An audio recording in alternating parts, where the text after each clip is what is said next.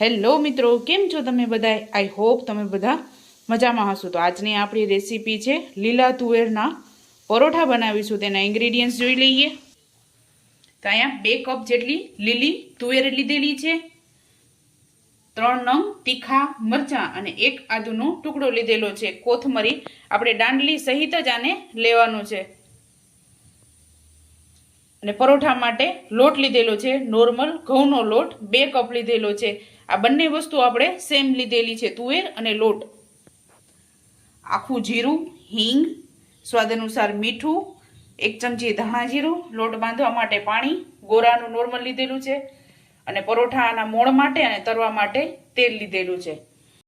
તો ચાલો recipe start કરીએ. સૌપ્રથમ આપણે તુવેર, મરચાં, આદુ અને કોથમરીને મિક્સર જારમાં પીસી લેશું આપણે. તો સૌપ્રથમ આપણે તુવેર એડ કરી દેશું.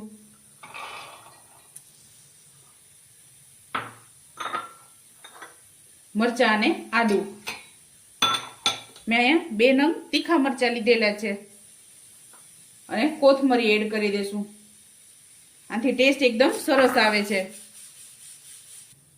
તો આપણે આમાં 2 ચમચી જેટલું પાણી એડ કરીશું, કારણ કે આપણે આ લોટ બાંધવામાં મસાલો એડ કરશું તેના માટે.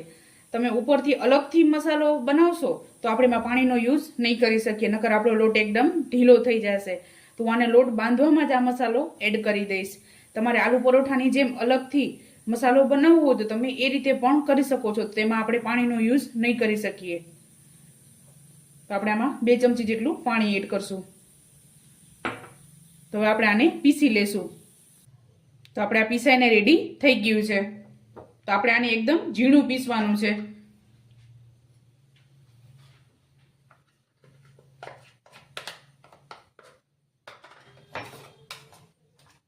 તો આપણે આ રીતે પીસાઈને રેડી થઈ ગયું છે. તો હવે આપણે લોટ બાંધી લેશું.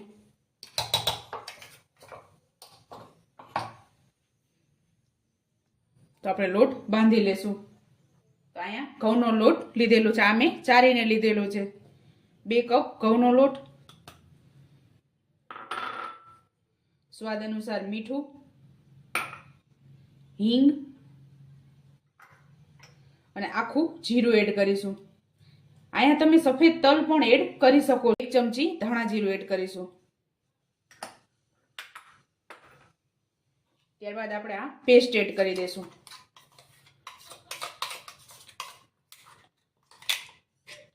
આ રીતે આપણે લોટ બાંધવાથી પરોઠા આસાનીથી વણી શકીએ છીએ અને મસાલો પણ આપણો બહાર નથી આવતો. અને તમે આલુ પરોઠાની જેમ પણ મસાલો વઘારી અને રોટલીમાં એડ કરી શકો છો.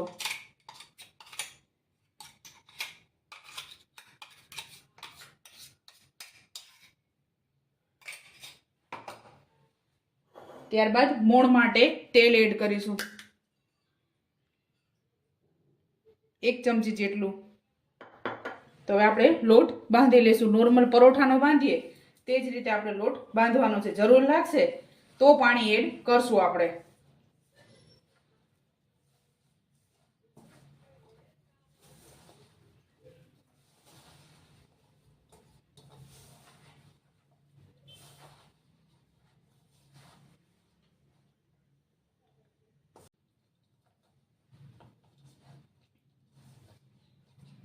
તો આપણે થોડુંક પાણી એડ કરશું, 1 ચમચી જેટલું.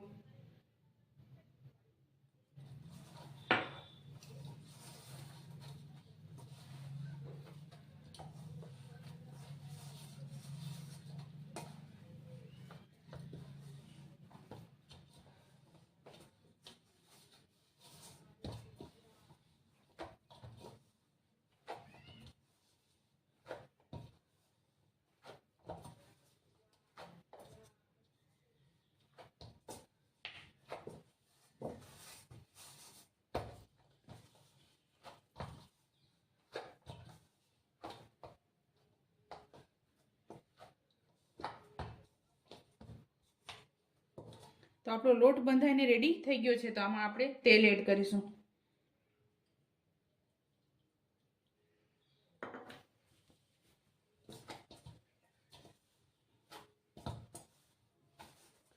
બે મિનિટ જેવું થયું છે. આપણે હવે પરોઠા બનાવી લેશું. અહીંયા મેં કોરો લોટ લીધેલો છે અને પરોઠાને તળવા માટે તેલ લીધેલું છે અને આ સાઈડ આપણે તવી ગરમ મૂકી દીધી છે. તો ચાલો આપણે પરોઠાને વણી લેશું.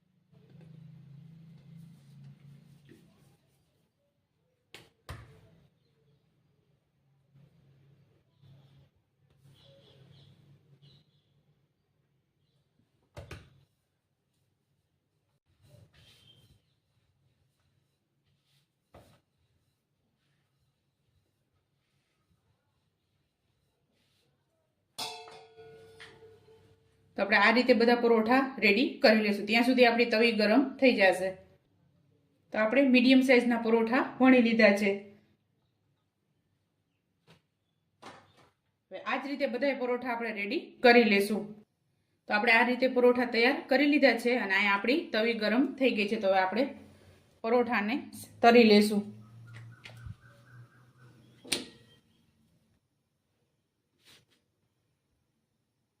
આપણે મીડિયમ ગેસ ઉપર પરોઠાને તળી લેશું.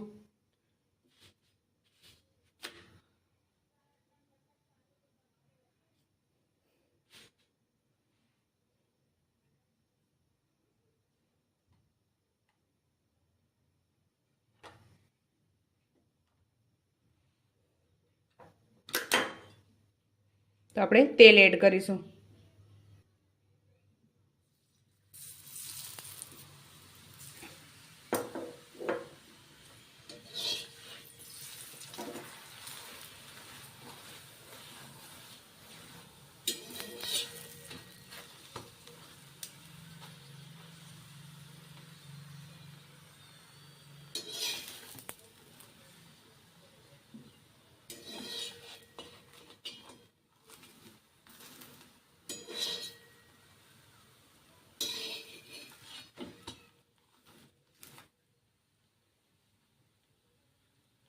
આમાં તમે તુવેર પીસતી વખતે પાલક પણ તમે એડ કરી શકો છો, કેમ કે નાના બાળકો પાલક ન ખાતા હોય તો તમે આ રીતે મિક્સરમાં પીસી અને આના પરોઠામાં તમે બનાવી શકો છો.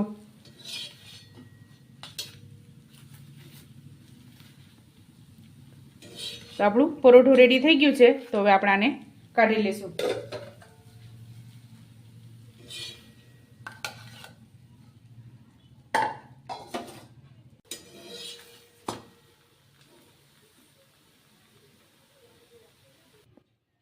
તો ચાલો મિત્રો, તૈયાર છે આપણા લીલી તુવેરના પરોઠા. તમે પણ આ જ રીતે બનાવજો અને મને યાદ કરજો. મારા વિડીયોને લાઈક, શેર અને સબસ્ક્રાઈબ કરવાનું ભૂલતા નહીં.